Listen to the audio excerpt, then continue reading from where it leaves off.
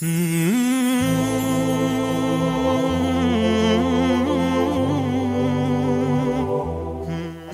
алейкум ва рахматуллахи ва баракатух. Енді Фатиха Насты бітірдік. Фәлақ сүресін ежелеп оқимыз. Буын-буынға бөліп, ежелеп оқимыз. Бисмиллахир-рахманир-рахим. Құл а'узу би раббил фәлақ. Соны қалқала болады. Оны кейін үйретем.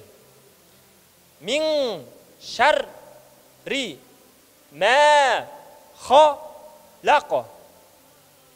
Ва мин шарри ғасиқин иза вақаб. Ва мин шаррин наффаثاتِ фил уқад.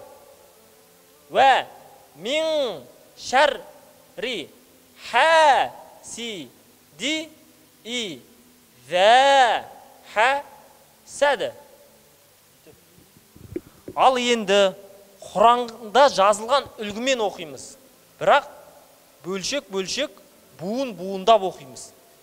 Бисмиллахир-рахманир-рахим. Соны сукун болып кетеді, харакаттар түсіп кетеді. Құл а'узу би раббил фәлақ. Қаф деген әріп қалқала әрпі. Қалқала әрпі бесеу. Оны алда үйретем. Мин шарри ма халақ. Ва мин шарри ғасиқин иза вақаб. Ва мин шаррин наффаثاتِ фил уқад. Ва мин шарри хасидин иза хасад.